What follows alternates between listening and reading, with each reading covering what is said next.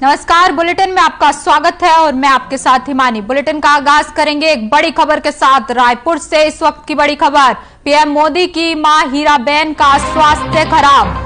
अहमदाबाद के यूएन मेहता अस्पताल में है भर्ती। सीएम भूपेश बघेल का ट्वीट सामने आया है। सीएम भूपेश बघेल ने स्वस्थ होने की कामना की है। इस वक्त की बड़ी खबर आप तक पहुंचा रहे हैं, जहां पीएम नरेंद्र मोदी की मां हीराबेन का स्वास्थ्य खराब है। इसको लेकर अब सीएम भूपेश बघेल का ट्वीट सामने आया है। सीएम ने स्वस्थ होने की कामना की है और ये ट्वीट सीएम भूपेश बघेल का सामने आया है। ये ट्वीट भी आपको दिखा रहे हैं। पीएम मोदी की मां हीराबेन के स्वस्थ होने की कामना की है। ये ट्वीट सीएम भूपेश बघेल का सामने आया है। आपको बता दें कि अहमदाबाद के यूएन मेहता अस्पताल में पीएम मोदी की मां भर्ती है। साथ ही कल पीएम मोदी भी पहुंचे अहमदाबाद अपनी माता का हालचाल जानने के लिए। और अब सीएम भूपेश बघेल का ये ट्वीट भी सामने आया है, जहां सीएम ने पीएम मोदी की मां हीराबेन की स्वस्थ होने की कामना की है। ये ट्वीट भी आपको दिखा रहे हैं सीएम भूपेश बघेल का।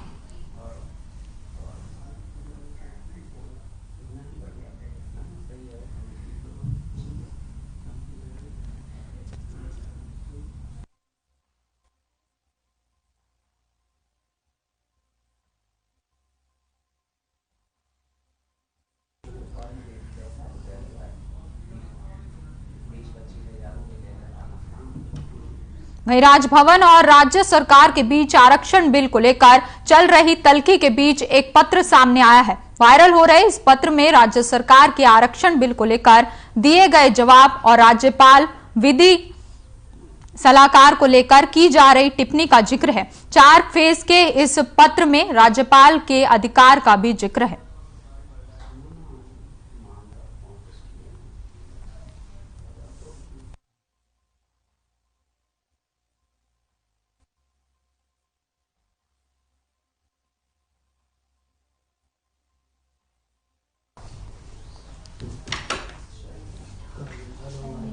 रायपुर आपको एक खबर बता रहे हैं, जहां राजभवन और राज्य सरकार के बीच आरक्षण को लेकर एक पत्र सामने आया है। आपको बता दें कि ये पत्र लगातार सोशल मीडिया पर वायरल हो रहा है। आरक्षण को लेकर ये पत्र लगातार वायरल हो रहा है। आरक्षण को लेकर जवाब और राज्यपाल विधि सलाहकार को लेकर टिप्पणी का जिक्र इस पत्र में किया गया है।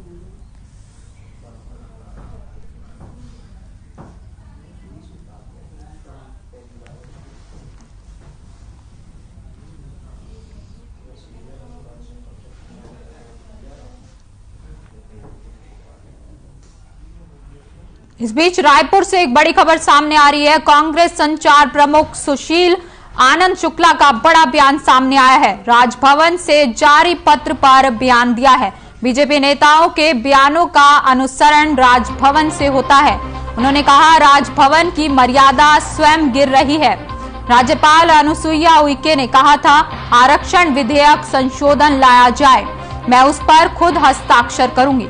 इस वक्त की बड़ी खबर आप तक पहुंचा रहे हैं, जहां कांग्रेस संचार प्रमुख सुशील आनंद शुक्ला का बड़ा बयान सामने आया है। सुशील आनंद शुक्ला ने कहा कि बीजेपी नेताओं के बयानों का अनुसरण राजभवन से होता है।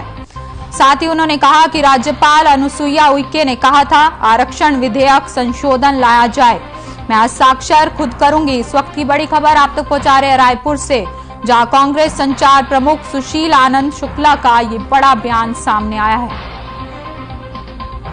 राजभवन से जारी पत्र पर उन्होंने बयान दिया है, बीजेपी नेताओं के बयानों का अनुसरण राजभवन से होता है, राजभवन की मर्यादा स्वयं गिर रही है। इस वक्त की बड़ी खबर आप तक पहुंचा रहे हैं। कांग्रेस संचार प्रमुख सुशील आनंद शुक्ला का ये बड़ा बयान। सुशील आनंद शुक्ला ने कहा, बीजेपी नेताओं के बयानों का अनुसरण राजभवन से होता है, राजभवन की मर्यादा स्वयं गिर रही है।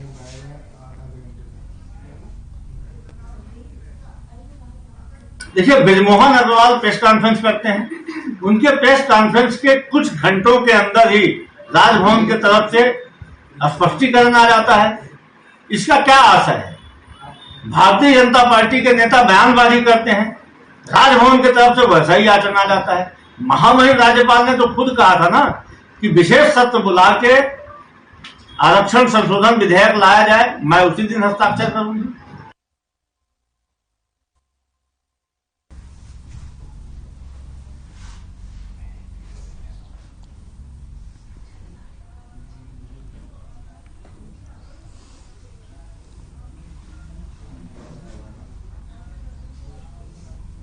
इस बीच रायपुर से एक बड़ी खबर सामने आ रही है। सभी विधानसभा क्षेत्रों में भेंट मुलाकात। सीएम का नावागढ़ विधानसभा में भेंट मुलाकात कार्यक्रम। ग्रामदाड़ी और नांदघाट में आमजनों से करेंगे मुलाकात। शासन की योजनाओं का फीडबैक भी लेंगे मुख्यमंत्री।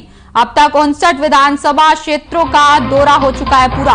इस वक्त की बड़ी खबर आप तक पहुंचा रहे हैं रायपुर से, जहां सीएम भूपेश बघेल पहुंचे हैं और साथ ही भेंट मुलाकात में उन्होंने शिरकत की है।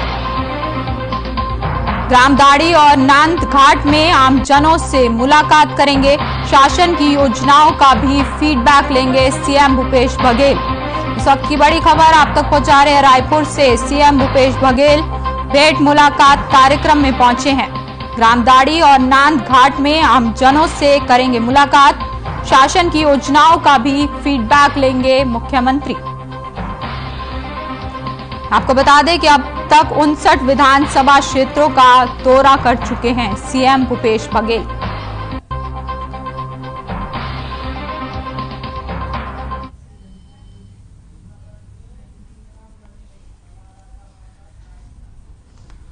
मैं इस खबर की अधिक जानकारी के लिए हमारे साथ हमारी संवाददाता फोन लाइन पर चित्रा पटेल जुड़ चुके हैं। चित्रा, आपसे जानना चाहेंगे क्या कुछ अपडेट मिल पा रही है? सीएम आज पहुंच रहे हैं रायपुर। जी मानी, मैं मुख्यमंत्री भूपेश बघेल का दौरा का डिटेल्स बताना चाहूंगी कि रायपुर से मुख्यमंत्री भूपेश बघेल जो है अभी नवागढ़ विधानसभा के लिए रवाना हो चुके हैं और नवागढ़ विधानसभा क्षेत्र में ग्रामदाड़ी है वहां के लिए प्रस्थान कर चुके हैं और वहां पर आम जनता से भेंट मुलाकात करेंगे। राज्य सरकार की शासकीय योजनाएं हैं उसको लेकर जो है फीडबैक लेंगे। आम जनता का क्या आवेदन आ रही है, क्या समस्याएं है, उसको लेकर भी विस्तार से चर्चा करेंगे और सारी चीजों का समीक्षा करेंगे। और उसके बाद जो है दोपहर जो 2:30 बजे आम जनता भेंट मुलाकात करने के पश्चात जो है नांदघाट रेस्ट हाउस जाएंगे। वहां पर जो है 6 रेस्ट करेंगे। उसके बाद जो है शाम को 6 बजे से 8 बजे के बीच में मुख्य प्रतिनिधि मंडल से भेंट मुलाकात करेंगे और उसके बाद जो है 8 बजे प्रस्थान करेंगे रायपुर के लिए। हम अभी तक मुख्यमंत्री भूपेश बघेल ने जो है 4 मई से यह दौरा भेंट मुलाकात का कार्यक्रम जो है शुरुआत की थी। बस्तर सरगुजा से लेकर जो है अभी तक 59 विधानसभा क्षेत्र का दौरा कर चुके हैं और देखें तो जनता में काफी उत्साह का माहौल है। लोग बहुत ही उत्साहित हैं। मुख्यमंत्री भूपेश बघेल से रूबरू हो रहे हैं, आमने सामने बात कर रहे हैं, सीधे सीधे चर्चा हो रही है और क्या समस्याएं आती है जनता से उसको लेकर मुख्यमंत्री तुरंत एक्शन लेते हैं और उसके बाद जो है सरकार की योजनाएं कहाँ तक किसको पहुंची है, मिली है, अब किसको नहीं मिल रहा है, किस कारण से नहीं मिल पा रहा है, उसको भी फीडबैक लेते हैं। और स्वास्थ्य की हालांकि 2 साल जो है कोरोना काल रहा है और जिसके चलते जो है आर्थिक स्थिति भी लोगों की खराब रही है, उसको लेकर भी लोगों से रूबरू हो रहे हैं। विकास कार्यों का भी फीडबैक ले रहे हैं कि कहाँ किस तरह से कहाँ विकास हो रहा है, कहाँ होना है और कहाँ नया निर्माण करना है, कहाँ पर भवन बनाना है, कहाँ पर आवश्यकता है, उसको लेकर भी वो चर्चा कर रहे हैं। जी चित्रा, आपसे ये भी जानना चाहेंगे कि नवागढ़ पहुंचे हैं सीएम, तो नवागढ़ वासियों के लिए कैसा खास रहने वाला है? क्या कुछ सौगातें देने वाले हैं जनता को? जी बता दें, मुख्यमंत्री भूपेश बघेल आज जो है विधानसभा पहुंचे हुए हैं तो वहाँ नवागढ़ के जो दाढ़ी ग्राम है वहाँ पर आम जनता से चर्चा कर रहे हैं और वहाँ पर जो है विकास कार्यों का जो है वहाँ पर क्षेत्रवासियों को भेंट देंगे और जो भवन निर्माण है, शासकीय भवन है और स्कूल है, बच्चे को पढ़ाई के लिए जो है आत्मानंद स्कूल, जो शासकीय स्कूल को आत्मानंद स्कूल में परिवर्तित किया जा रहा है। सरकार संकल्पित है कि अभी तक 250 स्कूल जो है वो किए हैं, उसको आगे बढ़ाने के लिए भी उसको बच्चों की पढ़ाई को देखते हुए, उनको भविष्य को देखते हुए उसको निर्देशित कर रहे हैं और उनके स्वास्थ्य को लेकर कहें तो जहां पर जो है स्वास्थ्य हॉस्पिटल नहीं है तो उसको सुविधाएं के लिए हॉस्पिटल के लिए बिल्डिंग भी दे रहे हैं। जी चित्रा, आपका धन्यवाद, हमारे साथ बने रहिए। अगली खबर पे आपका फिर रुख करेंगे। इस वक्त की बड़ी खबर का रुख करेंगे। सेकंड हैंड गाड़ी की खरीद बिक्री के लिए सुविधा होने वाली है। गाड़ी बेचने वालों के लिए यह अच्छी खबर है और आरटीओ से डीलरशिप अब उनको लेनी पड़ेगी। परिवहन मंत्री मोहम्मद अकबर ने ये फैसला लिया है। इस वक्त की बड़ी खबर आप तक पहुंचा रहे हैं। गाड़ी खरीदने और बेचने वालों के लिए ये बड़ी खबर आप तक पहुंचा रहे हैं। सेकंड हैंड गाड़ी की खरीद बिक्री के लिए अब सुविधा होगी। गाड़ी बेचने वालों को अब आरटीओ से डीलरशिप लेनी पड़ेगी। परिवहन मंत्री मोहम्मद अकबर ने ये फैसला लिया है। सेकंड हैंड गाड़ी की खरीद बिक्री के लिए अब सुविधा होगी। गाड़ी बेचने और खरीदने वालों के लिए ये बड़ी खबर सामने आई है। एक खुशखबरी है गाड़ी बेचने वालों के लिए। आरटीओ से अब उन्हें डीलरशिप लेनी होगी। इस वक्त की बड़ी खबर आप तक पहुंचा रहे हैं। सेकंड हैंड गाड़ी बेचने और खरीदने वालों को अब सुविधा होगी। परिवहन मंत्री मोहम्मद अकबर ने ये फैसला जारी किया है।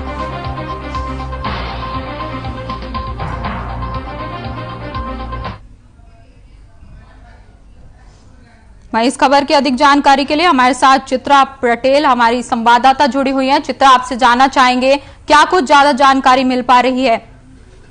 जी मानी, छत्तीसगढ़ के मुख्यमंत्री भूपेश बघेल के मंशक के अनुरूप जो है परिवहन मंत्री मोहम्मद अकबर जो के मार्गदर्शन में छत्तीसगढ़ वासियों के लिए एक बड़ा खुशखबरी का माहौल है। सेकंड हैंड गाड़ी खरीदने वालों के लिए अच्छी खबर है और इसके लिए जो राज्य सरकार यह नियम लागू कर रही है। सेकंड हैंड गाड़ी खरीदने की खरीदी बिक्री के लिए यह जो फायदेमंद है। दृष्टिकोण से देखें तो इसे पारदर्शी बनाने के लिए परिवहन विभाग छत्तीसगढ़ द्वारा केंद्र सरकार को सेकंड हैंड गाड़ी विक्रेता को भी डीलर के रूप में अधिकृत करने के लिए फैसला लिया गया है और इसके जो नियम है उन नियम में बदलाव किया गया है। यह नया नियम 1 अप्रैल 2023 से लागू हो जाएगी। यानी कि कहें कि नए वर्ष के लिए छत्तीसगढ़ वासियों के लिए एक सौगात है एक खरीदी बिक्री को लेकर। इसके लिए जो है राज्य सरकार पहले भी लागू करने के लिए कमेटी में जो है बात हुई थी, चर्चा हुई थी, लेकिन इसको अब नए साल के लिए उपहार स्वरूप में दिया जा रहा है और इसके जरिए जो प्री ओल्ड वाहन मार्केट के इकोडिक्स जो है वो मजबूत करने के लिए कवायद को हो रही है।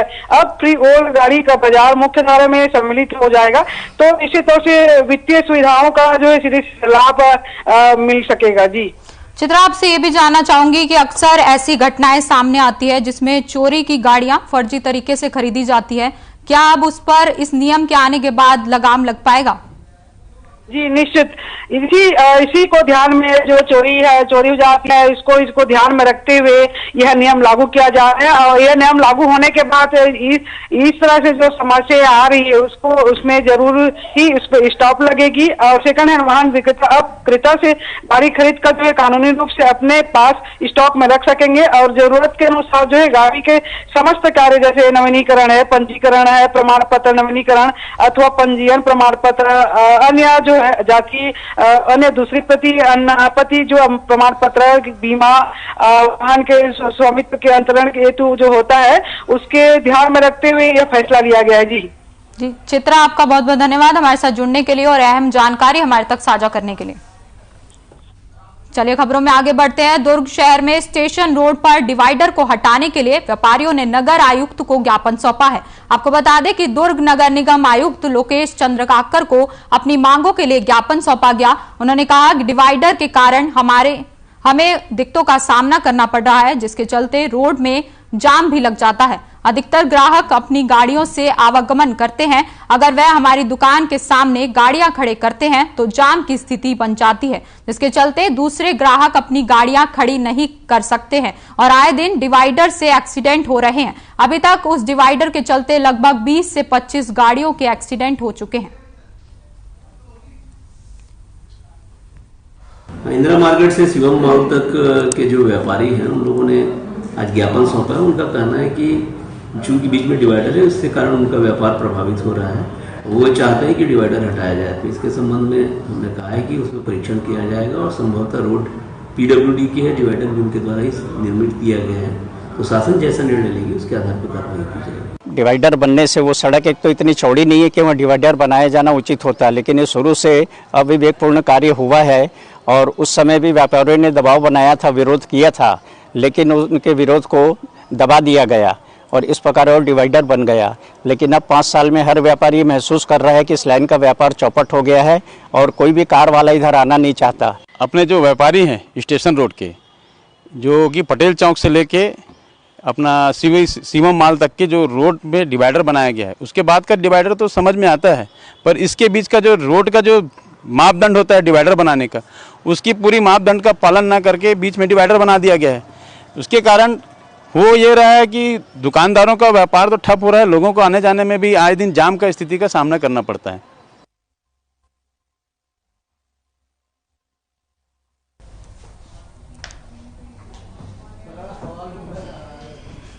तो तस्वीरें भी आप तक पहुंचा रहे हैं दुर्ग से, जहां व्यापारियों ने ज्ञापन सौंपा है। आपको बता दें कि लगातार डिवाइडर से हादसों का शिकार हो रहे हैं। साथ ही आपको बता दें कि डिवाइडर को लेकर दुकानदारों को भारी दिक्कतों का सामना करना पड़ रहा है, जिसको लेकर व्यापारियों ने अब ज्ञापन भी सौंपा है। आपको बता दें कि व्यापारियों का कहना है कि डिवाइडर के कारण उन्हें दिक्कतें आ रही हैं, जिसके चलते रोड पर जाम भी लग जाता है और ज्यादातर ग्राहक जो उनकी दुकान पर आते हैं वो गाड़ियां उनके सामने खड़ी कर देते हैं, जिनसे उनको काफी दिक्कतों का सामना करना पड़ता है, जिसके चलते दूसरे ग्राहक अपनी गाड़ियां खड़ी नहीं कर सकते हैं और आए दिन डिवाइडर से काफी एक्सीडेंट भी हो रहे हैं। उन्होंने बताया कि अब तक उस डिवाइडर के चलते लगभग 20 से 25 गाड़ियों के एक्सीडेंट भी हो चुके हैं। तस्वीरें भी आप तक पहुंचा रहे हैं दुर्ग से, जहां डिवाइडर को हटाने की मांग लगातार जारी है।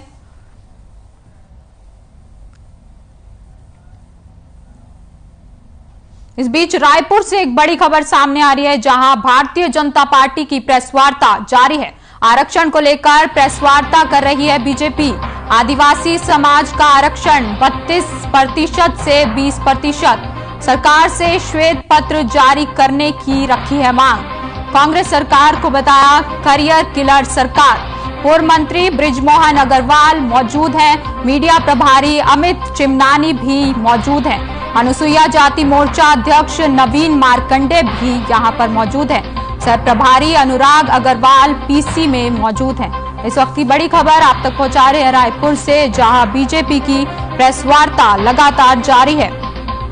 आरक्षण को लेकर प्रेस वार्ता कर रही है बीजेपी और साथ ही आपको बता दें कि प्रेस वार्ता में पूर्व मंत्री बृजमोहन अग्रवाल भी मौजूद हैं, मीडिया प्रभारी अमित चिमनानी भी मौजूद हैं, अनुसूचित जाति मोर्चा अध्यक्ष के नवीन मार्कंडे भी प्रेस कॉन्फ्रेंस में मौजूद हैं।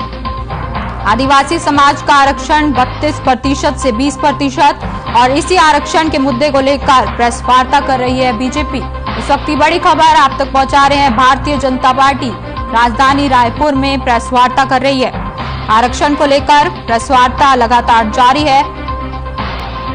सरकार से श्वेत पत्र जारी करने की मांग रखी है। कांग्रेस सरकार को करियर किलर सरकार भी बताया है। प्रेस कॉन्फ्रेंस में सह प्रभारी अनुराग अग्रवाल भी मौजूद हैं, अनुसूचित जाति मोर्चा अध्यक्ष नवीन मार्कंडे भी प्रेस वार्ता में मौजूद हैं।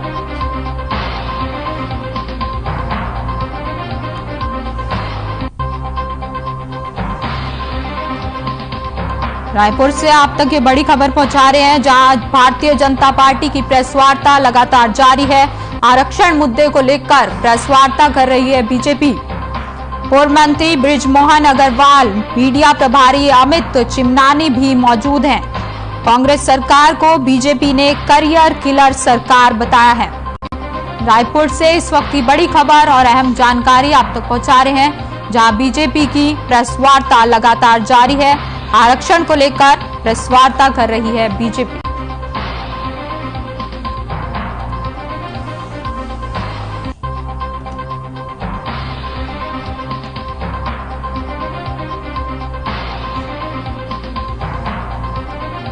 रायपुर से इस वक्त की बड़ी खबर आप तक पहुंचा रहे हैं, भारतीय जनता पार्टी की प्रेस वार्ता जारी है।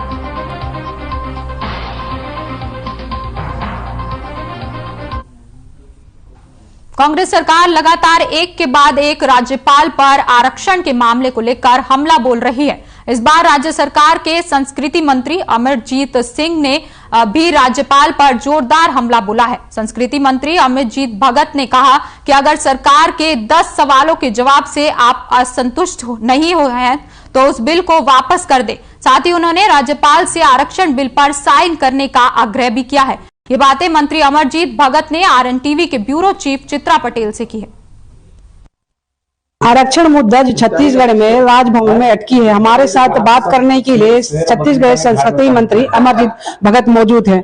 आरक्षण मुद्दे को देखें तो अभी आप लोगों ने 2 दिन का सत्र बुलाया था, उसके बाद जो है विधेयक पास की थी, अब जो है वो मामला राजभवन में अटकी है। महामहिम राज्यपाल जी से पुनः अनुरोध आग्रह कि तत्काल उसमें दस्तखत कर दें। सबका मान सम्मान और सबका अधिकार सुरक्षित रहेगा। जितना विलंब करेंगे उतना इसमें क्रिटिसाइज होगा और जो ना महामहिम राज्यपाल के गरिमा के अनुरूप है और ना ही समाज के लिए है। जिस प्रकार से समाज दुखी और आक्रोशित है, अब आंदोलन का रास्ता पकड़ लिए हैं। कल हम लोगों ने समझाने सबको गया था और लोगों से बातचीत किया, तो लोगों की बातचीत से यही लगता है कि आखिर क्यों। इसके पहले तक महामहिम जी ने तो कहा था कि जिस दिन आएगा मैं तुरंत दस्तखत करूंगी। अब विलंब करने से सबका जो सब्र है उसका बांध फूट रहा है और सबका काम रुका है। बच्चों का एडमिशन से लेके युवाओं की नौकरी और प्रमोशन, सभी काम रुके हुए हैं और सबकी समस्या है, सबको दिक्कत है कि इसमें दस्तखत नहीं हो रहा है। तो महामहिम जी से पुनः आग्रह और अनुरोध कि तत्काल दस्तखत कर दें तो सब काम आगे बढ़ेगा। 10 बिंदु पे राज्यपाल ने जानकारी मंगाई थी, आप लोगों की तरफ से क्या 10 बिंदु की जानकारी उनको दी गई? इसका कोई औचित्य नहीं है। इसमें प्रोसीडिंग में आप देखेंगे तो केवल इतना ही है कि आप सहमत है कि नहीं सहमत है। सहमत है तो दस्तखत करिए, सहमत नहीं है तो वापस करिए। इसमें इसके बावजूद मैं माननीय मुख्यमंत्री जी को बहुत बधाई देता हूँ, उन्होंने बड़ा दिल दिखाया और महामहिम का जो है सम्मान किया कि उन्होंने अगर प्रश्न कुछ चीज पॉइंट आउट किया है तो उसको उन्होंने जवाब दिया, जबकि जनरली ऐसा होता नहीं है। बावजूद मैं सब बातों को किनारे करते हुए पुनः आग्रह करता हूं कि महामहिम इसमें तत्काल यथाशीघ्र बाकी सब चीज को छोड़ करके दस्तखत करें। समाज और हमारे जो नवयुवक है सबका भविष्य उसमें अटका हुआ है। आप आदिवासी समाज के आदिवासी मंत्री हैं, आप आदिवासी समाज की तरफ से आपने राज्यपाल से मुलाकात करने भी गई थी, तो आपने उनसे चर्चा भी की थी, तो चर्चा में क्या कहा गया था राज्यपाल की तरफ से? उन्होंने पॉजिटिव वो किया था, तो 2-4 दिन में कर दूंगी। आपने उनसे चर्चा भी की थी, तो चर्चा में क्या कहा गया था राज्यपाल की तरफ से? उन्होंने पॉजिटिव वो किया था, तो 2-4 दिन में कर दूंगी बोली थी और समझ से परे है। और मुझे तो कभी कभी शंका होता है कि विपक्ष जो है महामहिम के ऊपर अनावश्यक दबाव डाल रहा है, ऐसा लगता है। नहीं तो ऐसा कोई कारण दिखता नहीं है कि उसमें रोकने जैसी भी बात हो।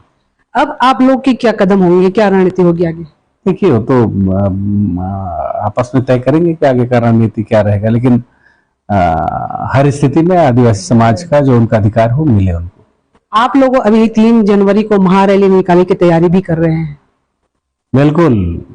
अब इसमें जो भारतीय जनता पार्टी पहले बहुत रैली सभा और बैठक करी थी, जिस दिन से आरक्षण बिल विधानसभा में पारित हुआ है, महामहिम से एक बार भी आग्रह नहीं कर रहे हैं, ना बयान दे रहे हैं, ना उनका डेलीगेशन मिल रहा है। तो ये कौन सी परिस्थिति निर्मित हुई है, समझ से परे है। और उन महानुभाव और जो समाज के शुभचिंतक हैं, जो भारतीय जनता पार्टी को लीड करते हैं आदिवासी वर्ग से, उनको कम से कम अपना मुंह खोलना चाहिए। ये मुंह जो है बोलने के लिए ही है, उसको बंद रखना ठीक नहीं है। राज्यपाल का साइन नहीं करना क्या भाजपा की षड्यंत्र है? मैं जो बोल तो रहा हूँ कि समझ से परे है कि कौन सा परिस्थिति निर्मित हुई है। कि कल तक जो लोग बहुत मुखर थे आज एकदम चुप बैठे हैं। हो गई। तो ये थे छत्तीसगढ़ के संस्कृति मंत्री अमरजीत भगत।